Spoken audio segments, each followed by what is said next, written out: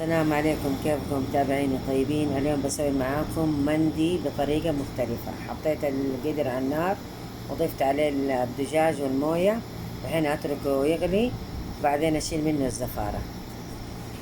شوفوا يا حبايبي مكوناتها: موية كادي، صبغة الزعفران، ملح، كركم، بصل، ورق غار، قرفة، قرنفل، فلفل اسود بحباته، ومرقة ماجي. المرقة ماجي اختياري على حسب الرغبة.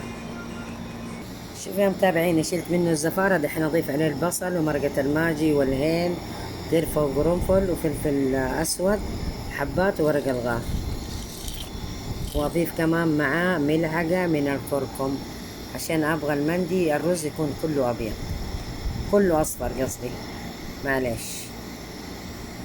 شوفوا يا حبايبي بضيف عليه كركم عشان ابغى الرز يصير لونه كله اصفر، يعني مو زي كل مرة أنا أسويه بصبغة الزعفران ومية الكادي أحط إيش اسمه ده، نص الرز أبيض ونصه أصفر، لا أبد، المرة الرز كله أصفر. وأضيف ملح، الملح على حسب الرغبة. دحين أترك الدجاج يستوي. شوفوا يا حبايبي خلاص استوى الدجاج، دحين أطلعه وأدهنه بالسمن وأدخله الفرن. شوفوا يا حبايبي طلعت الدجاج وضفت عليه الرز، دحين أترك الرز يشرب.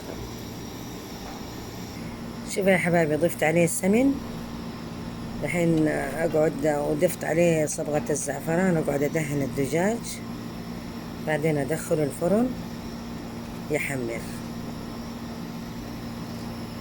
شوفوا يا حبايبي دهنته بالسمن وصبغة الزعفران، دحين ادخله الفرن يحمر.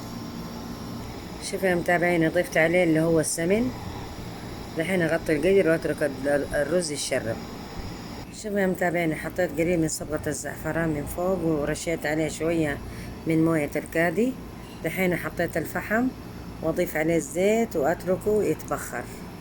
شوفوا يا حبايبي دحين ابخر الدجاج، حطيت القسطير ودحين اضيف عليه الزيت واغطيه على طول. شوفوا يا حبايبي خلاص غرفت، ما شاء الله تبارك الله. وهذا هو الدجاج، وهذا هو الرز، وهذه سلطة باردة، وبالعافية علينا. إذا عجبتكم الوصفة لا تنسوني من الدعم واللايك، بالعافية علينا. طبعا هذه طريقة من راسي والله العظيم، مني ما أخذت الطريقة من أحد.